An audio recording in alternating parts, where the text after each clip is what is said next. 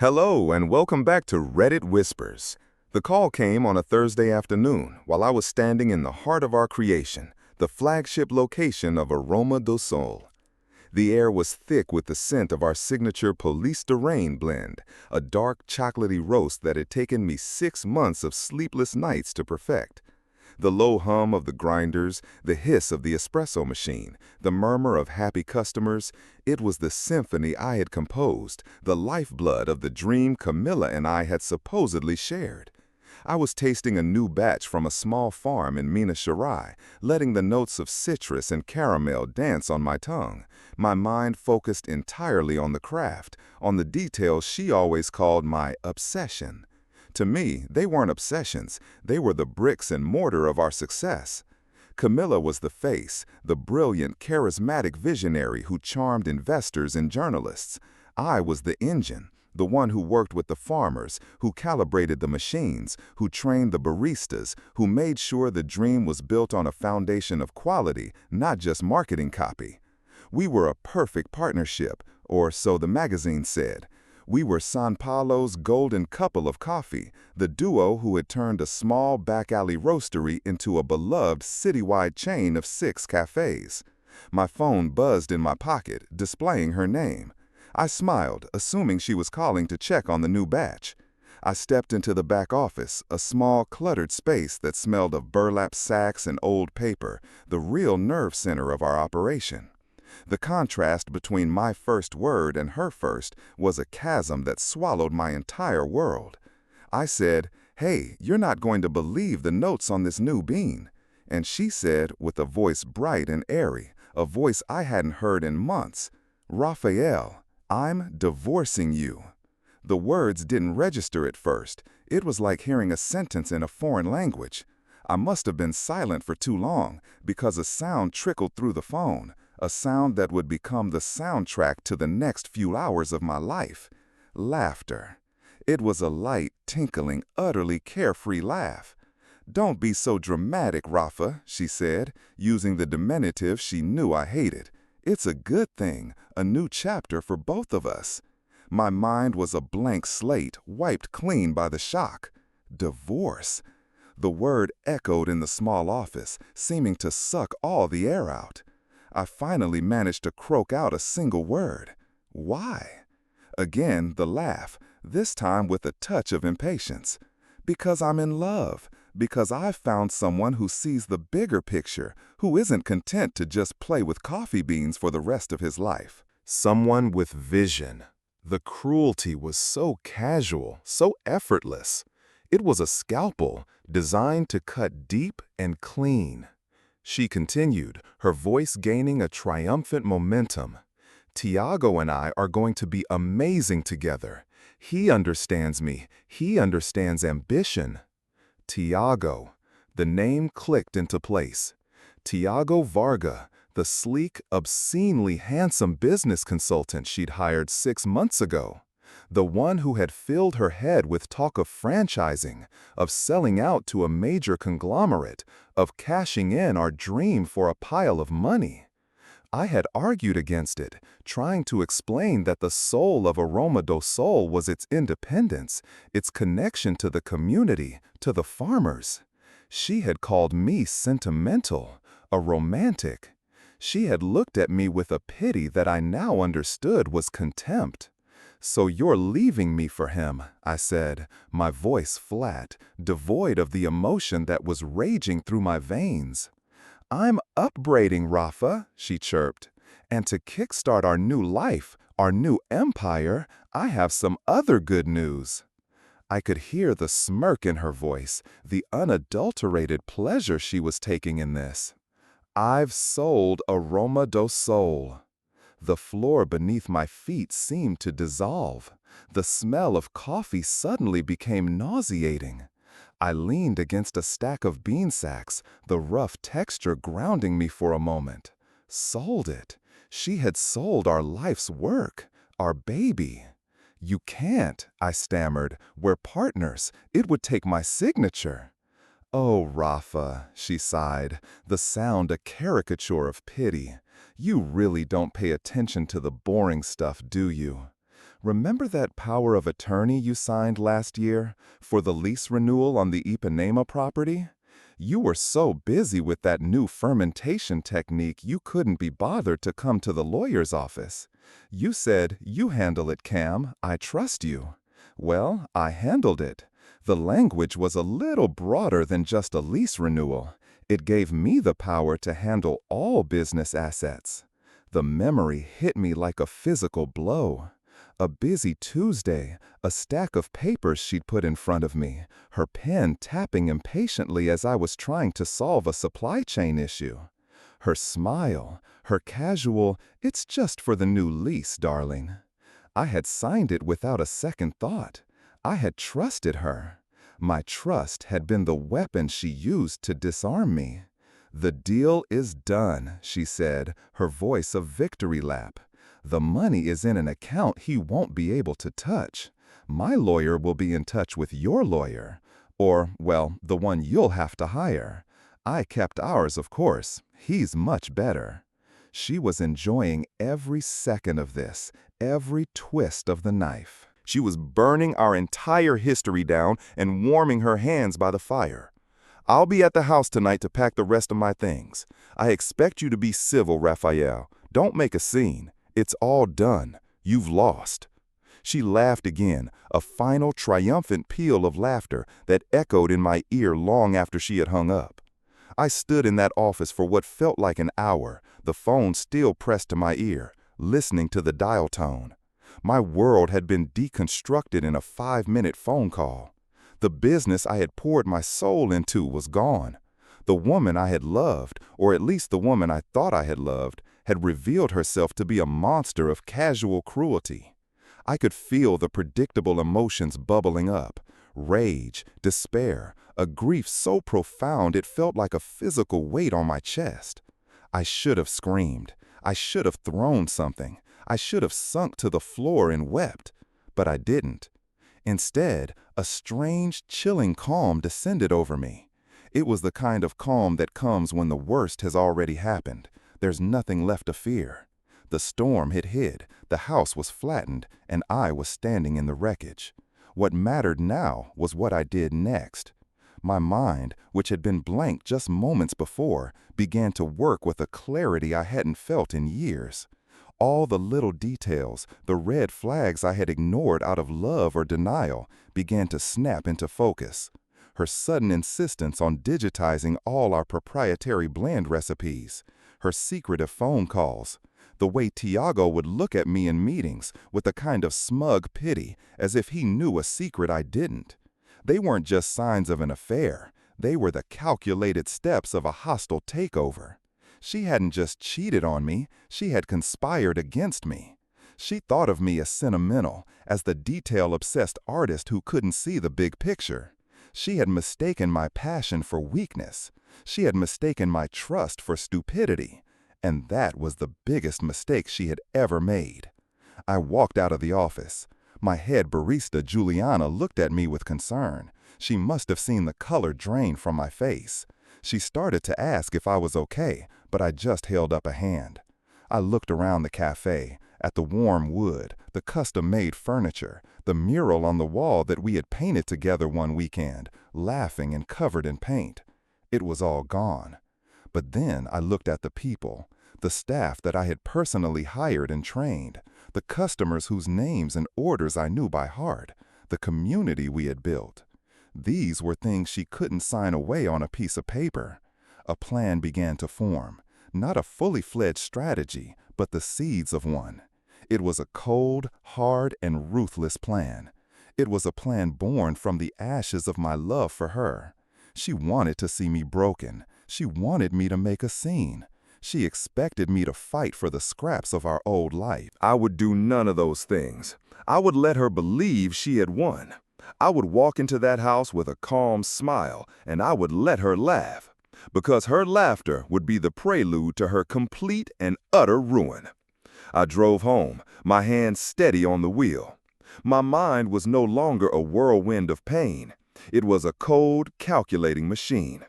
I thought about the name, Aroma do Sol. I thought about the logo, a stylized sun rising over a coffee bean, something I had sketched on a napkin on our first date. I thought about the blend recipes, named after moments in our life together. I thought about the exclusive contracts I had with small, family-owned farms, contracts built on handshakes and mutual respect, not corporate legalese. She thought the business was the cafes, the equipment, the bank account. She had never understood that the business was me. It was my knowledge, my relationships, my soul, infused into every single bean. She had sold the body, but she had forgotten to check who owned the soul. And the soul, I remembered with a sudden electrifying clarity, was in my name. I had registered the trademark for Aroma do Sol myself years ago on the advice of a friend, long before we were a registered company. I did it online for $100, a small, forgotten act of due diligence. I had never transferred it to the corporation's name. It was an oversight, a piece of administrative untidiness. An oversight that was about to become the most powerful weapon I had ever possessed. I arrived at our house, a beautiful modern structure we had designed together. Her car was in the driveway, next to a sleek black sports car that undoubtedly belonged to Tiago. The stage was set. She wanted a performance. I would give her one, just not the one she was expecting. I took a deep breath, smoothed my shirt, and arranged my face into a mask of serene acceptance. The man who had walked into that cafe 4 hours ago was gone. In his place was someone else, someone colder, harder, and infinitely more dangerous. I walked up to the front door, the key feeling foreign in my hand, and prepared to face the woman who had destroyed my life, completely unaware that she had just handed me all the tools I needed to destroy hers. The front door opened before I could turn the key. Camilla stood there, framed in the doorway, a vision in a sharp, expensive-looking dress. She held a glass of champagne, and her smile was a slash of crimson lipstick, wide and predatory. Behind her, I could see Tiago lounging on our sofa, looking as if he owned the place. He raised his glass to me in a mock toast, his expression one of pure, unadulterated smugness. The scene was so perfectly staged, so grotesquely theatrical, that it was almost comical. They had clearly rehearsed this moment, the triumphant reveal of their new world order. Camilla's eyes searched my face, hungry for the devastation she expected to see. She was looking for tears, for rage, for the satisfying crack of a man breaking. When she found none of it, just a quiet, unreadable calm, her smile faltered for a fraction of a second. A flicker of confusion passed through her eyes before she masked it with a brittle laugh. "Well, look who's here," she announced to the room, her voice a little too loud. "Don't worry, Raphael, I'm almost done. I'm just taking what's mine." Her gesture encompassed the entire living room, the art we had collected, the furniture we had chosen. She was a conqueror, planting her flag on occupied territory. I stepped inside, closing the door gently behind me. I didn't look at Tiago. I kept my eyes on her. I wanted to see every micro-expression, every flicker of emotion on her face. I needed to burn this final image of her into my memory. The gloating victor, blissfully unaware of the trapdoor beneath her feet. I said nothing. My silence was my opening move, and it was already unnerving her. People like Camilla need a reaction. They feed on drama. My placidity was starving her. She took a nervous sip of her champagne. "So, nothing to say? I thought you'd be screaming by now, pleading. It's a little disappointing, to be honest." Tiago chuckled from the couch. "Give him a minute, babe. The shock is probably too much for his simple, artistic brain to process." They saw my calm as weakness, as shell shock. Perfect. I allowed a small, sad smile to touch my lips. I walked past her, further into the room, my gaze sweeping over the open suitcases, the piles of her clothes and jewelry. It felt like walking through a museum of a dead marriage. I finally turned to face them both. "There's nothing to say, Camilla," I began, my voice even and low. "You've made your choice. I hope you'll be very happy." Her eyes narrowed. This was not the script she had written. She expected a fight, and my surrender was more infuriating to her than any argument would have been. "That's it?" she scoffed. "After 15 years, that's all you have? I hope you'll be happy?" Pathetic. I gave a small shrug. "You won. You got the business, you got the man you want. What's the point in fighting a battle that's already over?" I let the words hang in the air, letting her savor her perceived victory. I needed her to be at the absolute peak of her hubris. Tiago stood up then, sauntering over to stand behind Camilla, wrapping his arms around her waist. He was marking his territory. He's right, Cam. The battle is over. We're moving on to bigger and better things. Aroma do Sol was a cute little hobby, but we're gonna turn it into a real cash machine. He looked at me as he said it, a direct challenge. He was a corporate predator, and I was the gentle artisan he had pushed aside. He had no idea that the gentle artisan had just sharpened his knives. "I wish you the best of luck with it," I said, my voice sincere. This completely threw them. Camilla stared at me, her head tilted, trying to solve the puzzle of my behavior. The laughter returned, but this time it was laced with suspicion. "What are you up to, Raphael? What is this act?" I walked over to the bar and poured myself a glass of water. My hands were perfectly steady. "It's not an act, it's acceptance. I just have one question. The sale documents. I'd like to see them, just for my own closure." A triumphant, vicious grin spread across Camilla's face. This was a move she understood. The defeated party wanting to see the proof of their demise. "Of course," she purred. She went to her designer handbag and pulled out a sleek leather folder. She practically threw it on the coffee table in front of me. "Read it and weep." I sat down on the armchair opposite the sofa where Tiago had resettled himself. I opened the folder. Inside was a copy of the sales agreement. I scanned the pages, my eyes moving methodically through the dense legalese. Much of it was what I expected. A shell corporation, registered to an address that was probably a post office box, had purchased all assets of Aroma do Sol Ltd. For a price that was at least $5 million below market value. It was theft, but it was legal theft, all sanctioned by the power of attorney I had so foolishly signed. I kept reading, my heart beating a little faster. I went past the schedules of assets, the property leases, the equipment inventories, the bank accounts. I got to the section on intellectual property, and there it was. Or rather, there wasn't. The agreement listed the transfer of the corporate entity and all its holdings, but there was no specific mention of the trademark Aroma do Sol. There was no mention of the proprietary blend formulas, which were not stored on company servers, but in my personal encrypted cloud storage.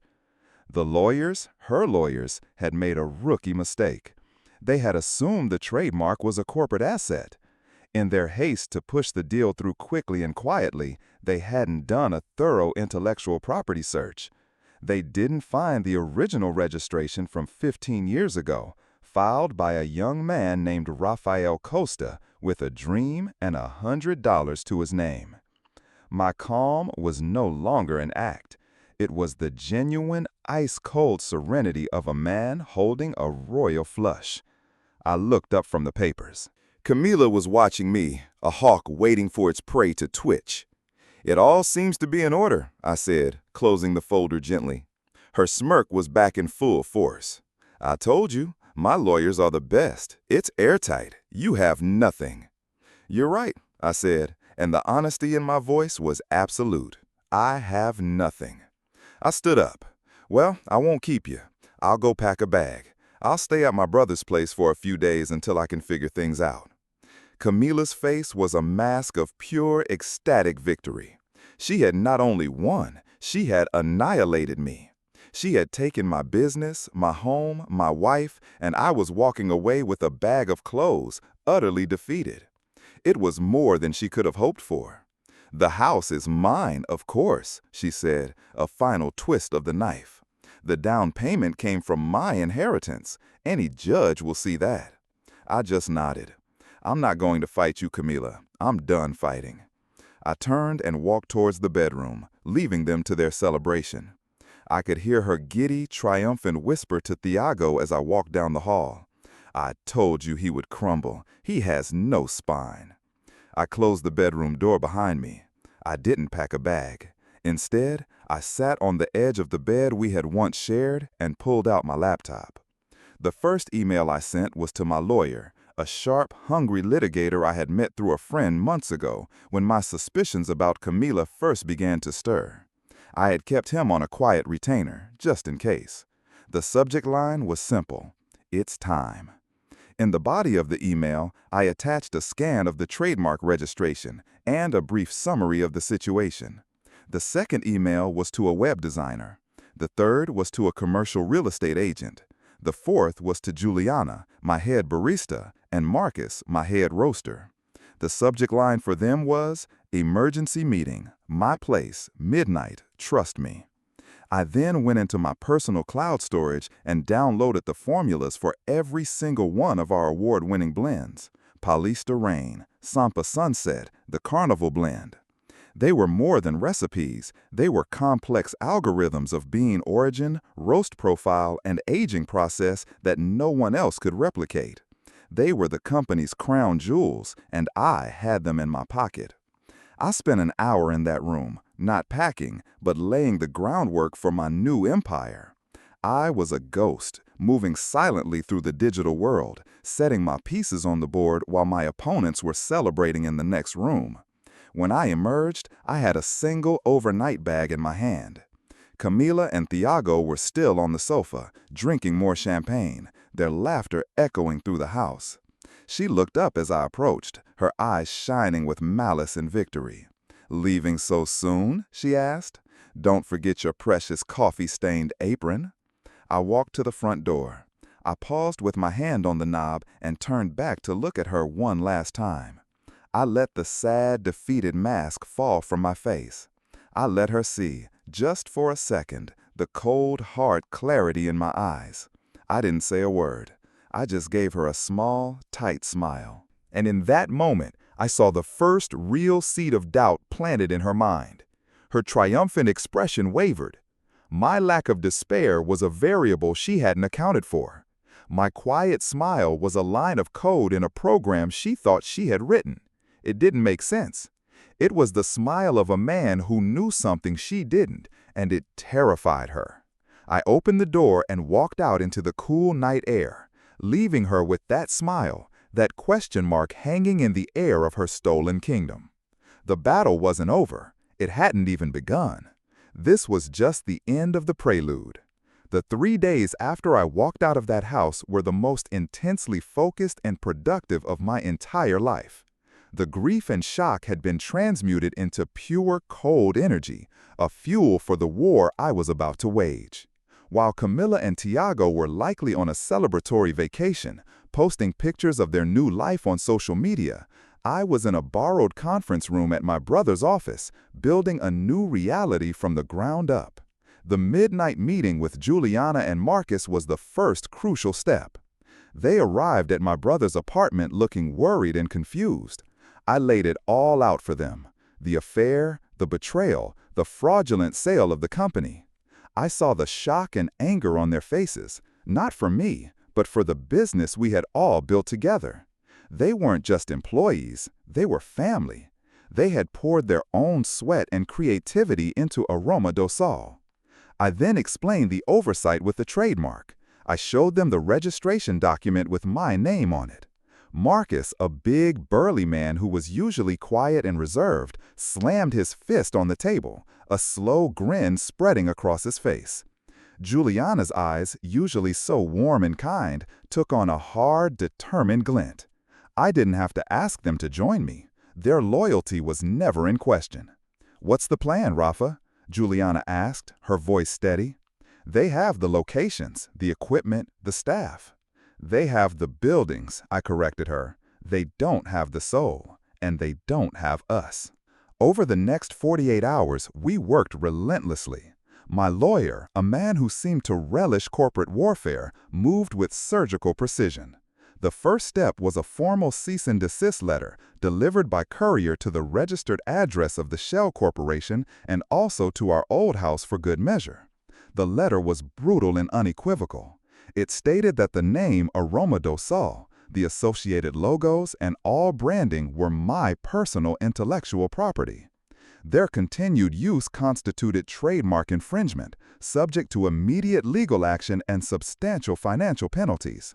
The letter gave them 24 hours to remove all signage, branding, and packaging from all 6 locations. They had bought a chain of coffee shops that they were now legally forbidden from calling by its own name. The second step was to secure our most valuable assets, the people and the product. Juliana and I systematically called every single barista, shift manager, and back-of-house employee from all 6 locations. We told them the truth. We explained that a new, hostile ownership had taken over and that we were starting something new. We couldn't promise them the same fancy locations, not yet. But we could promise them the same culture, the same commitment to quality, and the same leadership they trusted. By the end of the day, over 90% of the staff had quit, effective immediately. They sent a flood of simultaneous resignation emails to the old company's HR department, a digital exodus that would leave the new owners with a handful of junior part-timers and a set of empty uniforms. While Juliana handled the people, Marcus and I handled the coffee. I was on the phone for hours with our farmers, the small-scale growers in Sul de Minas and Bahia whose beans were the heart of our blends. These weren't corporate relationships managed by procurement officers. They were personal friendships forged over years of visits to their farms, of sharing meals with their families, of collaborating on experimental processing methods. I told them what had happened. I told them I was starting a new company, under a new name, and I asked them to sign exclusive supply contracts with me. Every single one of them agreed without hesitation. They knew that I was the one who respected their craft, who paid fair prices, who understood the nuances of their terroir. By sunset on the second day, I had locked up the entire supply chain for the specific high-grade beans that made our coffee unique. Tiago and Camilla hadn't just bought a company without a brand name or a staff. They had bought a coffee company that could no longer acquire its own signature coffee. The third and final piece of the puzzle was creating the new vessel for this soul we had rescued. My real estate agent worked a miracle, finding a recently vacated restaurant space in a prime location, a corner spot with huge windows and great foot traffic. It was smaller than our old flagship, but it had potential. I drained my personal savings, every penny I had that Camilla hadn't been able to touch, and signed a lease. We would call it Phoenix Cafe, a name that was both a promise and a threat, rising from the ashes. The web designer I hired was a genius, a young woman who worked 24 hours straight to create a stunning website and social media presence for Phoenix Cafe. We launched it on the evening of the second day. The first post was a simple, elegant graphic of a phoenix rising from a coffee bean with a single line of text. The soul of your favorite coffee has a new home. The real artists are back, coming soon. We didn't mention Aroma do Sol by name, but we didn't have to. Within hours, the post went viral in the Sao Paulo foodie community. Our old customers, our loyal regulars, immediately understood. The comments section exploded with messages of support, with people sharing stories of their favorite baristas, of their love for our coffee, and of their confusion and disappointment over rumors of a corporate buyout of the old brand. We were controlling the narrative completely. We were framing this not as a bit of divorce, but as a story of artistic integrity triumphing over corporate greed. By the morning of the third day, the pieces were all in place. The cease and desist had been delivered. The staff had resigned. The supply chain was cut off. The new brand was launched to a massive outpouring of public support. The company that Tiago and Camilla had purchased for a fraction of its value just 72 hours earlier was now effectively worthless. It was a hollowed-out shell, a collection of leases for empty storefronts filled with espresso machines that no trained staff knew how to operate. with no brand identity and no access to the product that had made it famous. They had bought a beautiful, expensive car, and I had just walked away with the engine, the keys, and the title. I spent that third day with my new team, my old team, at the site of our future Phoenix Cafe. We were surrounded by dust and bare walls, but the energy was electric. We were a band of rebels, a crew of artisans who had rescued our craft from the hands of soulless profiteers. We weren't just building a new coffee shop, we were building a fortress. That evening, my phone rang. It was an unknown number. I answered. It was Tiago. His voice was no longer smug and condescending. It was a high-pitched, panicked squeal. He screamed, he threatened, he accused me of sabotage, of illegal tactics. I let him vent, listening with the same detached calm I had shown in my living room. When he finally paused to take a breath, I spoke. My voice was quiet, almost gentle. "You don't get it, Tiago," I said. "I haven't done anything illegal. I'm simply protecting my personal property and starting a new business with my friends. You're the one who bought a company without doing your due diligence. You thought you were buying a prize racehorse, but you didn't check its teeth. Turns out it doesn't have any. That's not my problem. That's your problem and your investor's problem." I could hear his choked, sputtering rage before I hung up. I knew the next call would be from her, and for that one, I wanted to be back on home turf. I drove back to the house she thought was hers. I let myself in with my key. The lights were on. The half-packed suitcases were still there, like monuments to a victory celebration that had been violently interrupted. And Camilla was there, standing in the middle of the living room, her phone in her hand, her face a pale, twisted mask of fury and disbelief. The hunter had just realized she was the one in the trap. The curtain was rising on the final act. She looked up as I entered, her eyes wide and frantic. The crimson slash of her lipstick was smeared, and the impeccably styled hair was in disarray. The cool, collected conqueror was gone, replaced by a cornered animal. The sight of my calm, composed face seemed to fuel her rage. She lunged towards me, not physically, but with a torrent of words, a furious, desperate spray of accusations. She screamed about the cease and desist letter, about the mass resignations, about the suppliers who were suddenly not returning her calls. She waved her phone in my face, showing me the viral social media post for Phoenix Cafe. She accused me of conspiring, of cheating, of stealing from her. It was a breathtaking display of projection, the thief screaming that she had been robbed. I stood just inside the doorway and let her storm rage itself out. I didn't interrupt. I didn't defend myself. I just watched her, and in her panicked fury, I saw her for what she truly was. Not a brilliant visionary, not a ruthless businesswoman, but a profoundly insecure person whose entire self-worth was built on the admiration and labor of others. She didn't build things, she took credit for them.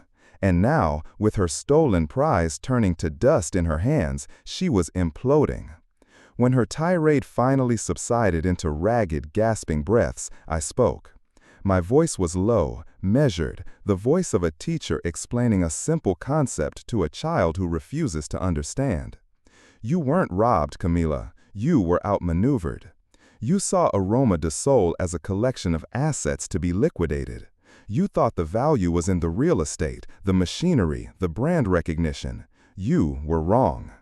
I took a step further into the room, my own house. The value was in the relationships with the farmers. The value was in the loyalty of the staff I trained.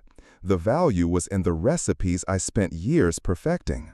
The value was in the name that I, not you, had the foresight to register and protect 15 years ago. You didn't buy a business, Camila. You and Tiago bought a handful of rental agreements and some used kitchen equipment. Congratulations. The color drained from her face. The reality of what I was saying, the sheer irreversible totality of her miscalculation was finally sinking in. Her mind, so quick to plan deceit, was now struggling to grasp the scale of her own failure. "But the money," she stammered, clinging to the one thing she thought she had secured. "The sale price, I have the money." "You have a fraction of the company's real value," I countered, "which you will now have to use to pay the leases on 6 empty cafes you can't operate. You'll have to hire and train an entirely new staff. You'll have to find new coffee suppliers who can even come close to the quality we had, which you won't be able to do.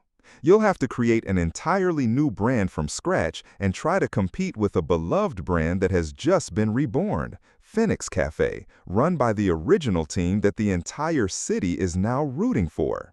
That money will be gone in 6 months. You don't have a business, Camila. You have a very expensive, very public failure on your hands." I could see Tiago's influence in her next words. "We'll sue you," she shrieked. "We'll sue you for everything." "For what?" I asked, my voice genuinely curious. "For protecting my own trademark? For starting a competing business after you had me sign absolutely no non-compete agreement? For hiring people who chose to resign from their jobs and come work with me? Your lawyers, the best ones, will tell you that you don't have a case. They will, however, be happy to take a lot of your money while they fail to prove it." She stared at me, her mouth opening and closing, but no words came out. She had no moves left. She had played her queen, and I had responded with a checkmate she never saw coming. Her entire world, so brilliantly constructed just days ago, had been revealed as a house of cards, and I had just blown it down with a single quiet breath. Then her face crumpled, and the final pathetic stage of her strategy began: the tears. They were not tears of remorse. They were tears of pure, unadulterated self-pity. She sank onto the sofa, sobbing about how I had tricked her, how I had ruined her chance at happiness, how I had always been jealous of her ambition. It was a pathetic, transparent performance, and I felt nothing but a profound sense of emptiness. The love I had once felt for her was so completely gone that it felt like a memory from someone else's life. I let her cry for a minute. Then I walked over to the coffee table and placed a single, crisp manila envelope on it. She looked up, her face tear-streaked and ugly. "What's that?" she whispered. "That," I said, "is a copy of the deed to this house. The deed that shows the down payment was made not from your inheritance, as you claimed, but from a joint investment account that we both contributed to for years. And that is a copy of a court-filed injunction freezing this property as a contested marital asset, meaning you can't sell it or leverage it until our divorce is final. And given the circumstances of your fraudulent sale of our primary business, my lawyer is confident the judge will award the house to me along with a significant portion of the cash you got from the sale as compensation. You wanted the house, Camila, but just like the business, you forgot to check who really owned the foundation." That was it. That was the final blow. The realization that she wasn't even going to be left with the stage for her drama. She would be left with nothing. Absolutely nothing but the company of a man who had clearly only been interested in the money and success she was supposed to bring him. A man who was likely already on the phone with his own lawyers trying to figure out how to disentangle himself from her catastrophic failure. I looked at her one last time, this small, broken woman crying on a sofa she no longer owned in a life she had single-handedly demolished. There was no triumph in it for me. There was no joy. There was only a quiet, sad finality. The fire was out. All that was left was smoke and ash. "My lawyer will be in touch with yours," I said, echoing the words she had so cruelly thrown at me just days before. I turned and walked out the door, not looking back. I didn't need to. There was nothing left there for me to see. I walked out into the city, into the night, and I didn't feel like a victor. I felt free. I was walking away from the rubble and towards a new building, one I would construct with honest materials and a loyal crew.